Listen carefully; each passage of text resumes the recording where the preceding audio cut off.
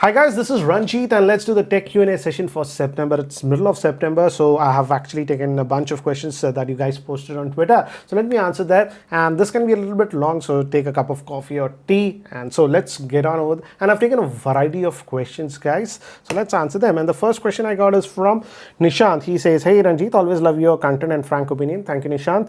"I'm not against Chinese phones," he says, "but I don't like them anymore. I'm still waiting for the Asus 8Z because of the non-Chinese connection and almost stock Android experience, but why there is so much delay in the launch? Hope you are doing good."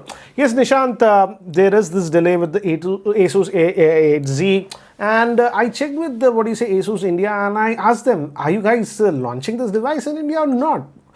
They just said to me, "Definitely it's going to be launching very, very soon, so don't worry. It is launching in India," but they simply did not tell me the time frame when it's launching. This month, next month, what, I don't know that. Once I know that, I'll add that information on Twitter, guys, but it is going to come officially, they say. Anyways, let's move to the next one. This is by Mr. Prohit. He's asking, "What do you think about Samsung ditching the Galaxy Note series because of the S Pen was one of the greatest features for which the Note series became famous? Do you think they should bring back the Galaxy Note series?" Namish, I frankly feel Samsung will bring back the Note series next year again. This year, guys, as if you know, there was that chip shortage and stuff, and due to that, they didn't release the Note series this year. They were concentrating on the Fold. That's why they gave the S Pen functionality on the Fold. But next year, I think so, the Note series will come back. And I'm also thinking, this is just speculation from my point of view, guys, even the Fold series might have a Note series or something like that. I'm just assuming that. Okay, let's move to the next one. Sorry, the camera cut off for some reason. This is a unique question. This is from Sumant. "Hi Ranjit, can we expect biometric advancements like trend of voice recognition, signal recognition soon in mobile platforms?" Sumant, I don't think so.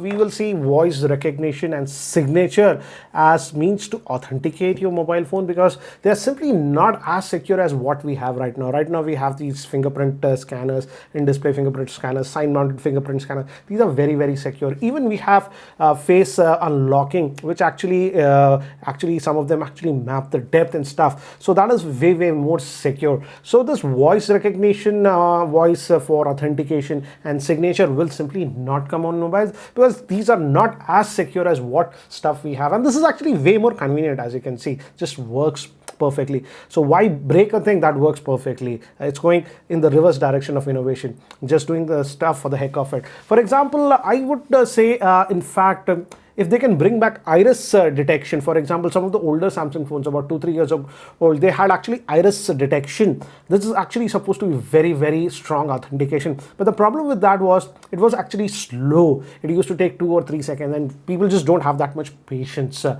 I think so that's why Samsung dropped it. If they can make that iris detection way, way faster as what it is right now, then I think so that'll be good. But voice recognition and all those things for authentication, I don't think so, because for example, right now I have code, my voice is a little bit changed, so it will not work, and it's very easy to record somebody's voice, and so that's simply not going to happen. Regarding best auto call recorder link for mobile for Google phones, I just don't use voice recorder automatically with the phones that have a Google Dialer. Whenever I want to record, I say I'm recording, so that recording function works. It says the prompt, yes, the call is being recorded, and that works for me.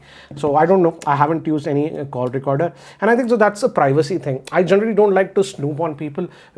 I have spoken to PR people, etc. When they call me up and say, "I'm going to record your call," so I'm okay with that. So I haven't used any third-party call recorders. This is by Sumant.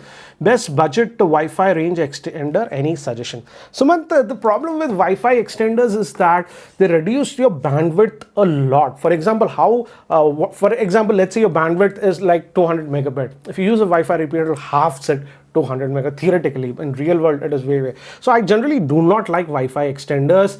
I have used it in a pinch situation. Let's say in your complete house, the coverage is there, but let's say in a certain particular room, only in one room, where you occasionally use it, you don't use it heavily.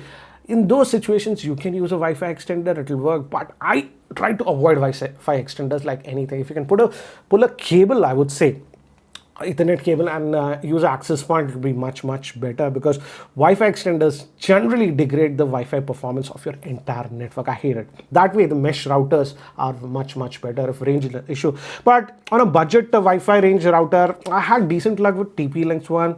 I don't know, I have used it about 4 or 5 years ago. That was 1200-1300 rupees. But I generally don't, I recommend anyone use a Wi-Fi extender. Extreme case scenario, you need access in that room, it's hardly there, then you can. But again, your overall bandwidth will go down of your network if you have too many devices. For me, it simply does not work because I have about 25-30 devices. If I use a Wi-Fi extender, my whole network conks off. Anyways, this is by Bharat. He's asking, hey Ranjit, the whole year we haven't seen best mid-range phones from Samsung. Can we expect something from them in the next 3 months? Last year they had released good phones like the M51, M31s, etc. If they haven't released, can I buy the M51 now? Please pick my question. Yes, Bharat, a very valid question. And if you recall, just about a month or 45 days ago, I made a video best smartphones that I can recommend under 20,000, and in that one not even one Samsung smartphone was there, because I frankly said that this year I simply did not like any mid-range smartphone from Samsung that offers true value for money. Yes, M51 last year was good.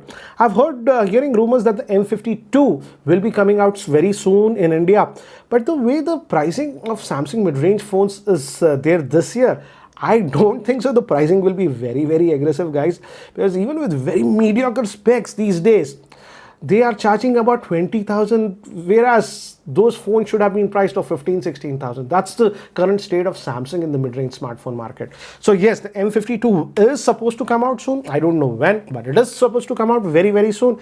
But I don't think so the pricing will be aggressive. If you're waiting for that, you can wait, it will come out, but expect to pay that certain Samsung premium pricing, because this year the pricing has been whack for Samsung mid-range smartphones. Okay, let's move to the next one. This is by Nishant. He's saying, how is the Realme X7 Max currently at 20,000? It's Realme killing the X7 series. How will the software updates and after sales support be?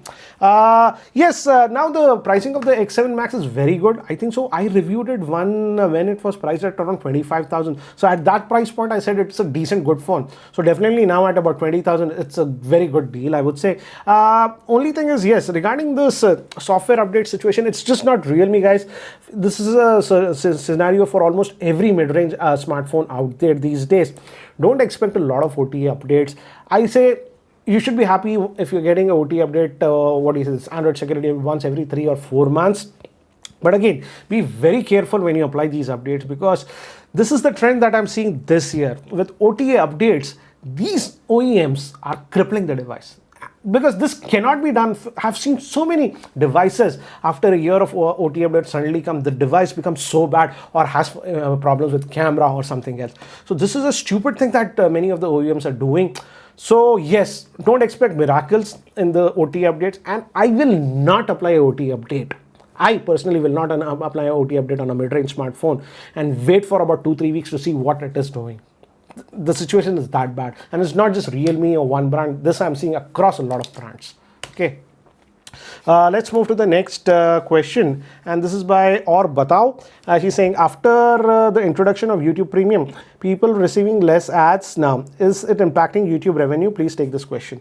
In fact, no. If you have a YouTube Premium, I earn a little bit more, because from that YouTube's premium subscription, that whatever you pay to YouTube, we get a small chunk whenever a YouTube Premium user watches a video. Yes, you won't see ads. That's the whole point of YouTube Premium. But if I see, we make a lot more money from a YouTube Premium user than a normal user that sees ads. I would say the revenue is about 4 or 5 times more. So yes, we do get compensated in a way. That YouTube Premium subscription that you're paying is indirectly shared with the creators also, based on how much they watch the videos. So in fact, we earn a little bit more from YouTube Premium users. But I'm hating the YouTube regular ads. They are adding 2-3 ads, and the revenue has become so bad. It's become pathetic these days. Sometimes I feel like not even enabling ads in some of the videos. But the problem is that if you don't enable ads, then the YouTube algorithm will not push that video, because YouTube also has to make money, right?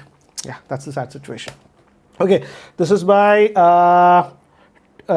T.S. Thyagarajan. Do you think the MacBook Air M1 price will drop when the next generation laptops will be launched? This is the MacBook Air M1, And sadly, I don't think so the pricing of the new generation of MacBook M2 Air or whatever is launched, it's going to be aggressive, guys, because Apple know what they have done with the M1 chip. They released the M1 MacBook Air at a considerably discounted price if you look at the history, just because this M1 chip was a new one, so they wanted to test waters with it, and now they know how successful and how good this laptop is. So I don't think so Apple will price the M2 Air or whatever they'll call it as aggressive as the M1 Air. In fact, I'm expecting that they will bump up the price anywhere from 10 to 15%. This is typical Apple, guys. So I don't think so the new MacBook Airs will be significantly cheaper, and they will continue to keep this existing range, people who want for a slightly lower range, but I don't think so it will be priced as aggressively as the M1, at least in India. And in India, Apple charges quite a bit of premium, we know that. That's my frank opinion, guys, because they have tasted that blood. They know how good the M1 chip is, and users also now know that, the performance that they are getting. So Apple always charges a bit of a premium when they know people will pay, and they will do that with the new generation of laptops, with the new MX chip, M2 chip, or whatever they call it. This is by Haidar. Wireless charging, does it affect the battery life? Yes, I will not use wireless chargers every day to charge my phone. For example, I have the Fold. Almost every high-end phone has a wireless charging, and I have wireless chargers across my house.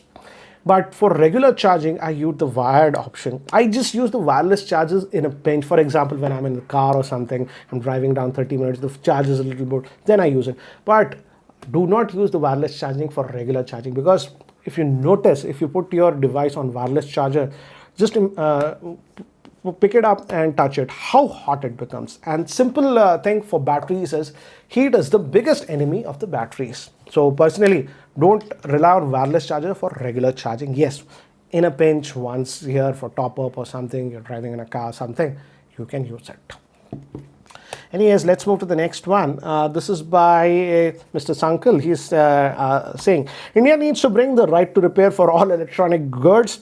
Also, your views on planned obsolescence and design to fail mechanism in nowadays electronics, and how consumers are forced to keep on buying new electronics due to planned obsolescence built-in device. Yes, this is a big problem, and as I was just mentioning in the couple of questions below, this is happening even with the smartphones with software OTA updates. That's the saddest trend that I've seen this year.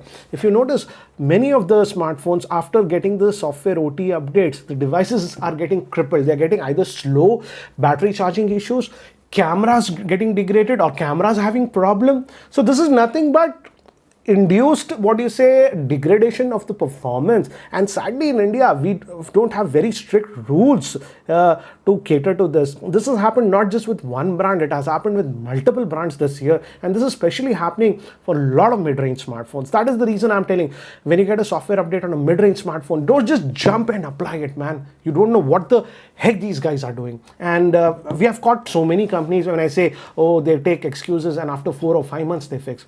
What happens to user? Do you think a normal user who's having a smartphone, it's so important these days, a smartphone, to doing anything, for paying bills, paying anything, everything is electronic these days.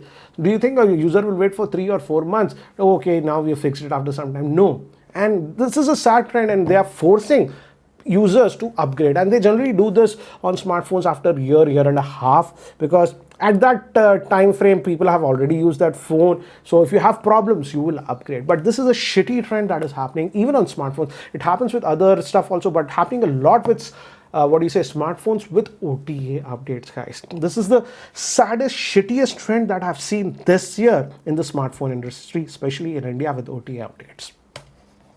This is by Mr. Chaudhary. He's asking, hey Ranjit, does changing the position of antenna in a Wi-Fi router, this thing strengthens or weakens the Wi-Fi signal?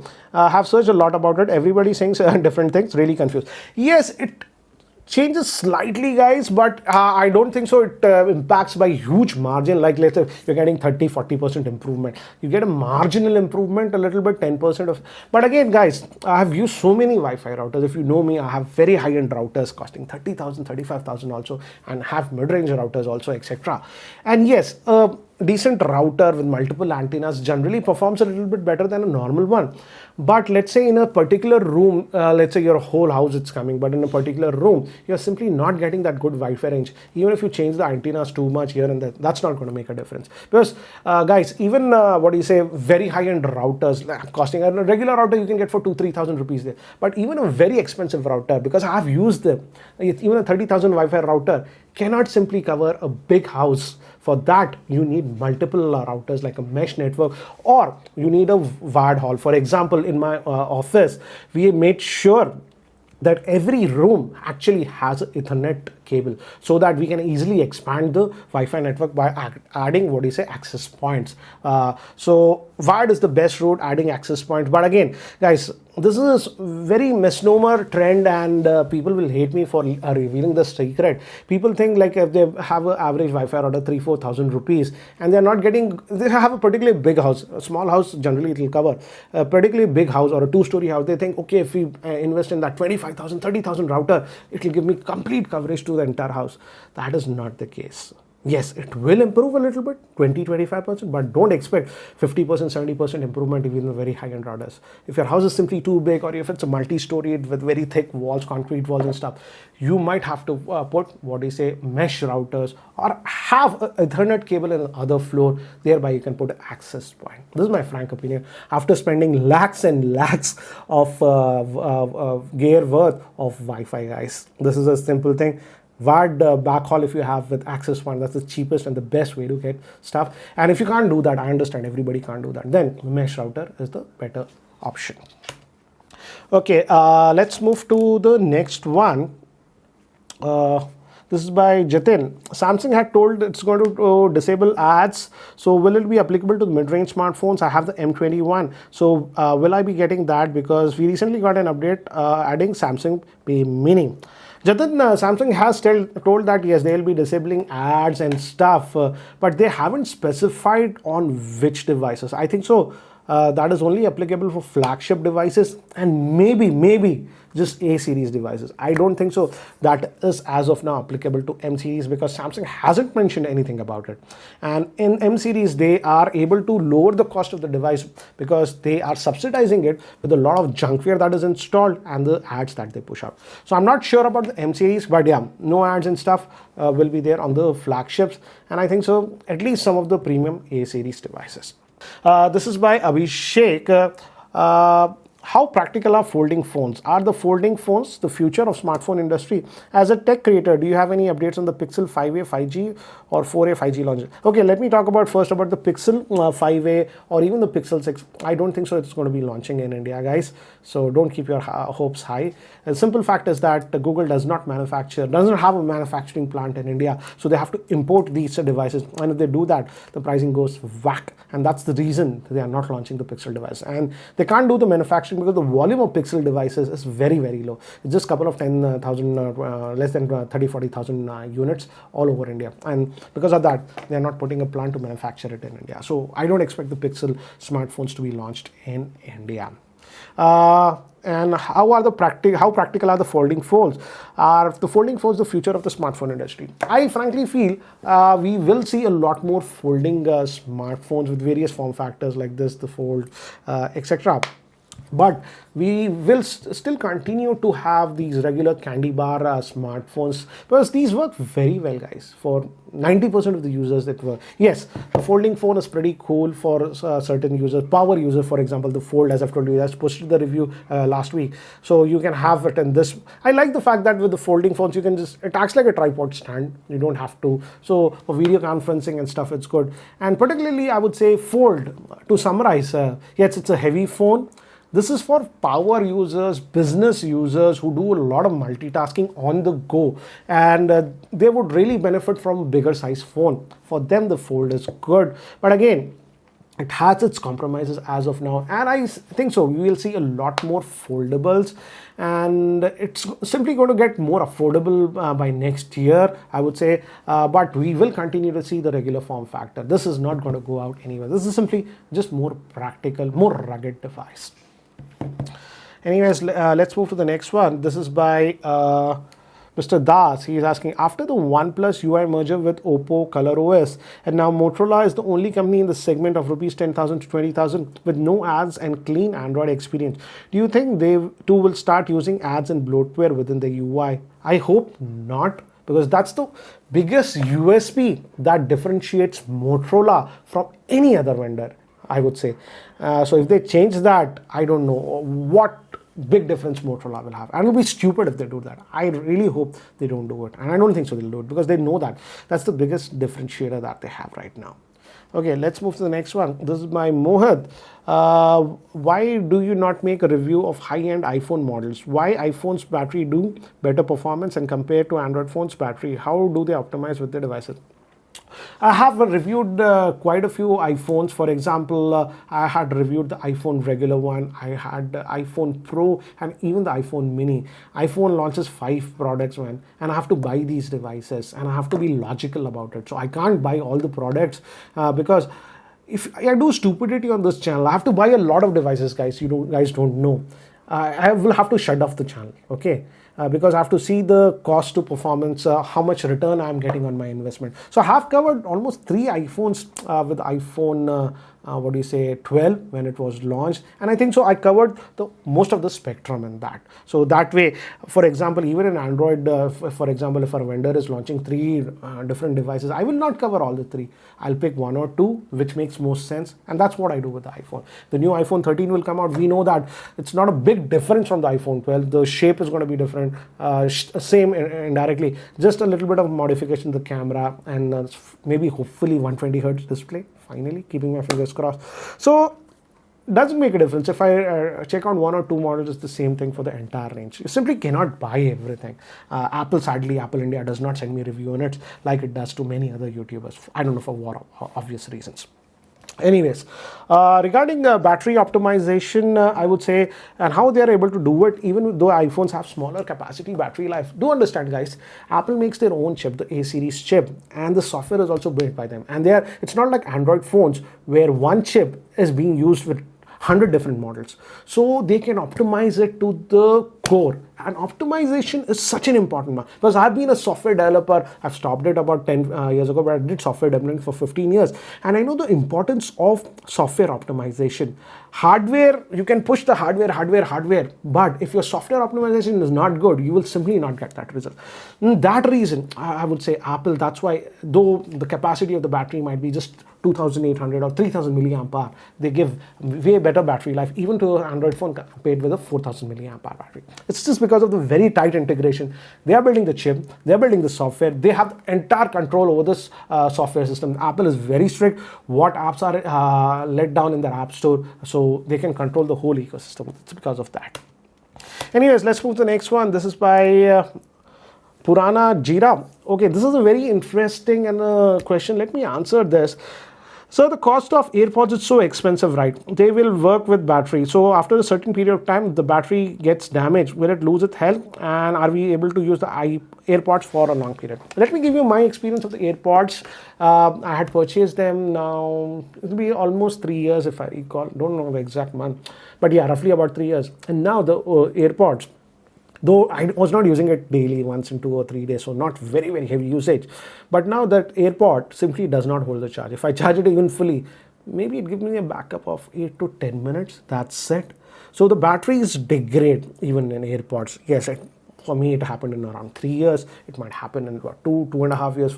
But the sweet spot is around 3 years. That's what I was reading a lot of forums. That's what users say after that. And the sad thing is that Apple does not offer battery replacement for the AirPods. So there's no other option but to throw it and buy a new one.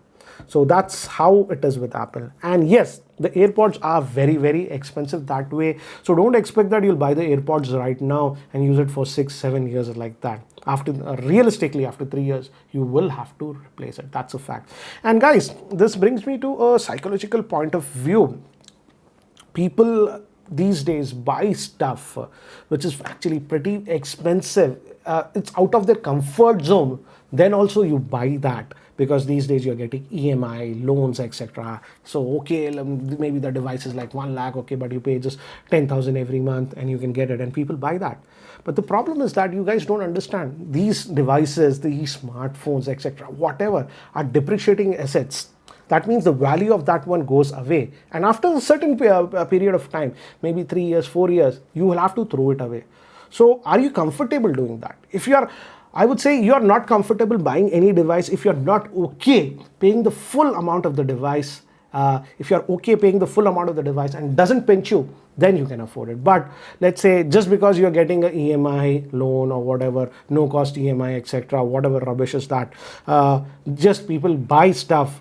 I know people who have a salary of 35, 40,000 buying phones costing 75, 80,000. I'm just baffled. How can you do it? No, we are getting a loan, they say. That means you simply cannot afford it. Whatever the phone is, maybe like iPhone, you're buying the fold, you're buying 1.5 lakhs. If you just pay the full amount just out of the way and it doesn't pinch you, then you can afford it. For example, let's say people don't understand the aftermarket cost. What happens if you have to repair a very expensive phone? For example, even if you take an iPhone or even a fold like this and it breaks the glass, do you know how expensive it is to repair? Are you calculating that cost? And trust me, I've broken my fold once back glass. I've broken knot. I had the knot to the back glass broken. So people don't.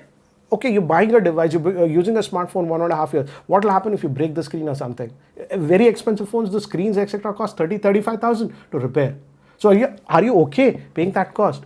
If you are, then you're okay buying it. And just don't buy anything on an EMI or something. That is the most stupid thing. And these days, many of the companies are promoting that sad trend. I see in US many people doing that, living from paycheck to paycheck, everything on EMI. But that's not a good way to live, guys. Trust me. Buy a thing when you can buy it fully, and paying that amount fully, whatever it might be a 50,000 phone, 1 lakh phone, 1.5 lakh phone. If you can pay that amount and it doesn't pinch you, then you can afford that device. Till then, just don't do it, man, I would say. This is by Pranay. This is a new, he says, new MediaTek, especially the Dimensity series chipset, are becoming very popular among smartphone vendors as they are becoming more power efficient than some of the Snapdragon chipsets or similar performing. Will there be a future where flagships will be equipped with MediaTek chipset? I would say this year MediaTek has made huge leaps and improvements. For example, the Dimensity 800 SoC is so good in terms of power efficiency, and even the Dimensity 1200. We have seen a lot of smartphones, Dimensity 800, around the 20,000 price point, that actually perform very, very well, much better than the Snapdragon's 732s or whatever we get in that price point. So that way they are very good. And the Dimensity we are seeing in the price point of around 28 to 30,000 smartphone. But still, if you look at true Android flagships or etc. that cost above 50,000 etc., most of them are still sticking with the Qualcomm counterpart. So I don't think so the Dimensity we will see in the super high-end Android smartphones, but they are becoming very, very strong in this price band, that 20,000 with the Dimensity 800 series and the 1200 around the 35,000 price point. And it's actually good for us as consumers, because what I've heard from several smartphone OEM vendors, I won't their name, they were telling that they were also very, very annoyed with the kind of premium Qualcomm was charging. So I always say competition is a good thing, and glad that we have that competition now in the chip. I frankly didn't expect that the MediaTek Dimensity series will take over this mid-range market so soon. Anyways, guys, that's it for now for this tech Q&A session. And guys, if you're still not subscribed to the YouTube channel, hit that subscribe button. This is Ranjit, and I hope to see you in my next video. Take care, guys.